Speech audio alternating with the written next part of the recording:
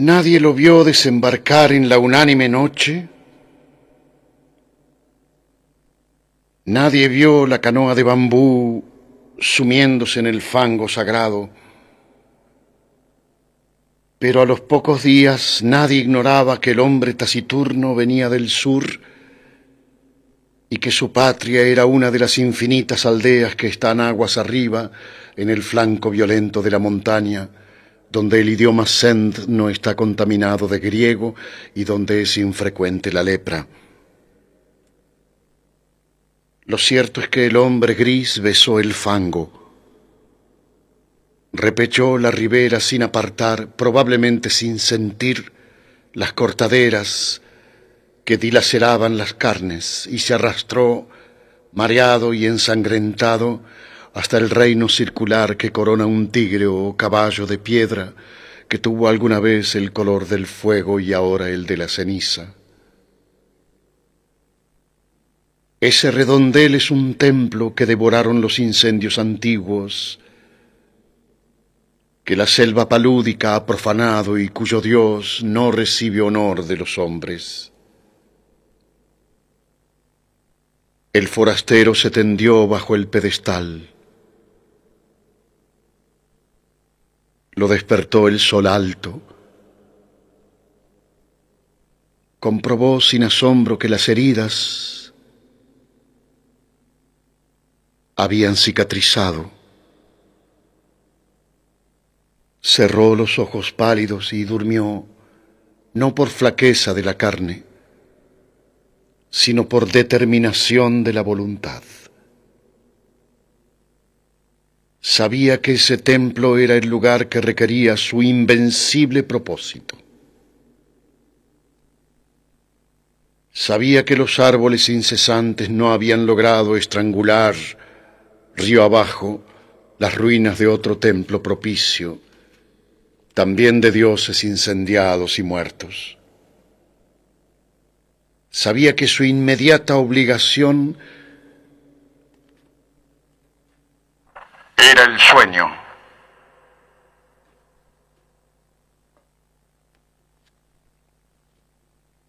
Hacia la medianoche lo despertó el grito inconsolable de un pájaro. Rastros de pie descalzos, unos higos y un cántaro le advirtieron que los hombres de la región habían espiado con respeto su sueño y solicitaban su amparo o temían su magia. Sintió el frío del miedo y buscó en la muralla dilapidada un nicho sepulcral y se tapó con hojas desconocidas. El propósito que lo guiaba no era imposible, aunque sí sobrenatural. Quería soñar un hombre. Quería soñarlo con integridad minuciosa e imponerlo a la realidad. Ese proyecto mágico había agotado el espacio entero de su alma. Si alguien le hubiera preguntado su propio nombre o cualquier rasgo de su vida anterior, no habría acertado a responder. Le convenía el templo inhabitado y despedazado porque era un mínimo de mundo visible. La cercanía de los leñadores también, porque éstos se encargaban de subvenir a sus necesidades frugales. El arroz y las frutas de su tributo eran pábulo suficiente para su cuerpo, consagrado a la única tarea de dormir y soñar.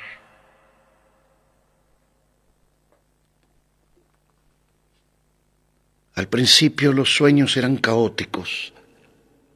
Poco después fueron de naturaleza dialéctica. El forastero se soñaba en el centro de un anfiteatro circular que era de algún modo el templo incendiado. Nubes de alumnos taciturnos fatigaban las gradas, las caras de los últimos pendían a muchos siglos de distancia y a una altura estelar, pero eran del todo precisas. El hombre les dictaba lecciones de anatomía, de cosmografía, de magia. Los rostros escuchaban con ansiedad y procuraban responder con entendimiento, como si adivinaran la importancia de aquel examen que redimiría a uno de ellos de su condición de vana apariencia y lo interpolaría en el mundo real. El hombre en el sueño y en la vigilia consideraba las respuestas de sus fantasmas, no se dejaba embaucar por los impostores, adivinaba en ciertas perplejidades una inteligencia creciente, buscaba un alma que mereciera participar en el universo. A las 9 o 10 noches comprendió con alguna amargura que nada podía esperar de aquellos alumnos que aceptaban con pasividad su doctrina y sí de aquellos que arriesgaban a veces una contradicción razonable. Los primeros, aunque dignos de amor y de buen afecto, no podían ascender a individuos. Los últimos preexistían un poco más. Una tarde, ahora también las tardes eran tributarias del sueño, ahora no velaba sino un par de horas en el amanecer. Licenció para siempre el vasto colegio ilusorio y se quedó con un solo alumno. Era un muchacho taciturno, cetrino, díscolo a veces, de rasgos afilados, que repetían los de su soñador. No lo desconcertó por mucho tiempo la brusca eliminación de los condiscípulos. Su progreso, al cabo de unas pocas lecciones particulares, pudo maravillar al maestro. Sin embargo, la catástrofe sobrevino. El hombre un día emergió del sueño como de un desierto viscoso. Miró la vana luz de la tarde, que al pronto confundió con la aurora, y comprendió que no había soñado. Toda esa noche y todo el día la intolerable lucidez del insomnio se abatió contra él. Quiso explorar la selva, extenuarse. Apenas alcanzó entre la cicuta unas rachas de sueño débil, veteadas fugazmente de visiones de tipo rudimental, inservibles. Quiso congregar el colegio y apenas hubo articulado unas breves palabras de exhortación, este se deformó, se borró. En la casi perpetua vigilia lágrimas de ira le quemaban los viejos ojos. No podía soñar. Comprendió que el empeño de modelar la materia incoherente y vertiginosa de que se componen los sueños es el más arduo que puede acometer un varón. Comprendió que el empeño de modelar la materia incoherente y vertiginosa de que se componen los sueños es el más arduo que puede acometer un varón, aunque penetre todos los enigmas del orden superior y del inferior. Mucho más arduo que tejer una cuerda de arena o que amonedar el viento sin cara. Comprendió que un fracaso inicial era inevitable. Juró olvidar la enorme alucinación que lo había desviado al principio y buscó otro método de trabajo. Antes de ejercitarlo, dedicó un mes a la reposición de las fuerzas que había malgastado el delirio. Abandonó toda premeditación de soñar y casi acto continuo logró dormir un trecho razonable del día. Las raras veces que soñó durante ese periodo, no reparó en los sueños. Para reanudar la tarea esperó que el disco de la luna fuera perfecto. Luego en la tarde se purificó en las aguas del río, adoró los dioses planetarios, pronunció las sílabas lícitas de un nombre poderoso y durmió. Casi inmediatamente soñó con un corazón que latía. Lo soñó activo, caluroso, secreto, del grandor de un puño cerrado, color granate en la penumbra de un cuerpo humano, aún sin cara ni sexo. Con minucioso amor lo soñó, durante 14 lúcidas noches lo soñó. Cada noche lo percibía con mayor evidencia, no lo tocaba, se limitaba a atestiguarlo, a observarlo, tal vez a corregirlo con la mirada. Lo percibía, lo vivía, desde muchas distancias y muchos ángulos. La noche catorcena rozó la arteria pulmonar con el índice y luego todo el corazón desde afuera y adentro. El examen lo satisfizo. Deliberadamente no soñó durante una noche. Luego retomó el corazón, invocó el nombre de un planeta y emprendió la visión de otro de los órganos principales. Antes de un año llegó al esqueleto, a los párpados. El pelo innumerable fue tal vez la tarea más difícil. Soñó un hombre íntegro, un mancebo, pero éste no se incorporaba, ni hablaba, ni podía abrir los ojos. Noche tras noche, el hombre lo soñaba dormido. En las cosmogonías gnósticas los demiurgos amasan un rojo Adán que no logra ponerse de pie, tan inhábil y rudo y elemental como ese Adán de polvo. Era el Adán de sueño que las noches del mago habían fabricado. Una tarde, el hombre casi destruyó toda su obra, pero se arrepintió. Más le hubiera valido destruirla.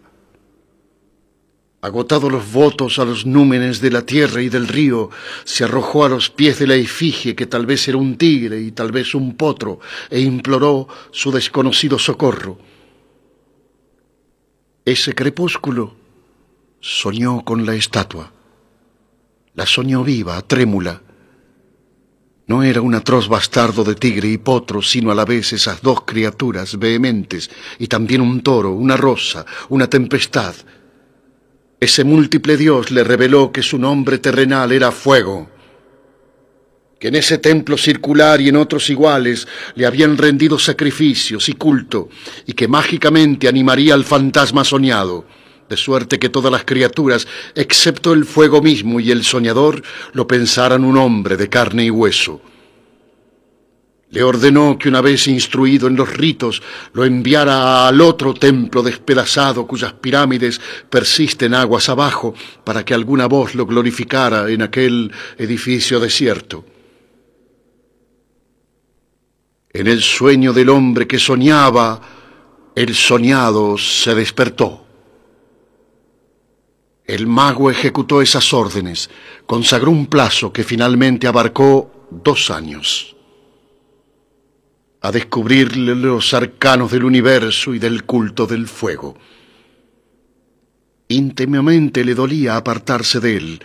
Con el pretexto de la necesidad pedagógica dilataba cada día las horas dedicadas al sueño. También rehizo el hombro derecho, acaso deficiente.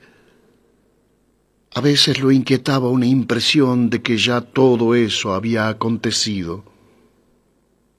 En general sus días eran felices. Al cerrar los ojos pensaba: ahora estaré con mi hijo. O más raramente, el hijo que he engendrado me espera y no existirá si no voy. Gradualmente lo fue acostumbrando a la realidad. Una vez le ordenó que embanderara una cumbre lejana. Al otro día flameaba la bandera en la cumbre. Ensayó otros experimentos análogos, cada vez más audaces. Comprendió con cierta amargura que su hijo estaba listo para nacer, y tal vez impaciente. Esa noche lo besó por primera vez y le envió al otro templo, cuyos despojos blanqueaban río abajo a muchas leguas de inextricable selva y de ciénaga. Antes, para que no supiera nunca que era un fantasma, para que se creyera un hombre como los otros, le infundió el olvido total de sus años de aprendizaje. Su victoria y su paz quedaron empañadas de hastío. En los crepúsculos de la tarde y del alba se prosternaba ante la figura de piedra, tal vez imaginando que su hijo irreal ejecutaba idénticos ritos en otras ruinas circulares, aguas abajo. De noche no soñaba, o soñaba como lo hacen todos los hombres. Percibía con cierta palidez los sonidos y formas del universo. El hijo ausente se nutría de esas disminuciones de su alma. El propósito de su vida estaba colmado. El hombre persistió en una suerte de éxtasis. Al cabo de un tiempo que ciertos narradores de su historia prefieren computar en años y otros en lustros, lo despertaron dos remeros a medianoche. No pudo ver sus caras, pero le hablaron de un hombre mágico en un templo del norte, capaz de hollar el fuego y de no quemarse. El mago recordó bruscamente las palabras del dios. Recordó que de todas las criaturas que componen el orbe, el fuego era la única que sabía que su hijo era un fantasma. Ese recuerdo apaciguador al principio acabó por atormentarlo. Temió que su hijo meditara en ese privilegio anormal y descubriera de algún modo su condición de mero simulacro. No ser un hombre, ser la proyección del sueño de otro hombre. ¡Qué humillación incomparable, qué vértigo! A todo padre le interesan los hijos que ha procreado, que ha permitido, en una mera confusión o felicidad. Es natural que el mago temiera por el porvenir de aquel hijo, pensado entraña por entraña y rasgo por rasgo en 1001 noches secretas. El término de sus cavilaciones fue brusco, pero lo prometieron algunos signos. Primero, al cabo de una larga sequía, una remota nube en un cerro liviana como un pájaro. Luego, hacia el sur, el cielo que tenía el color rosado de la encía de los leopardos.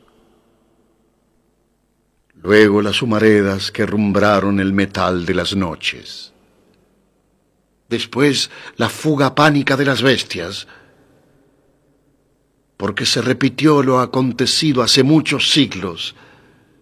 Las ruinas del santuario del dios del fuego fueron destruidas por el fuego.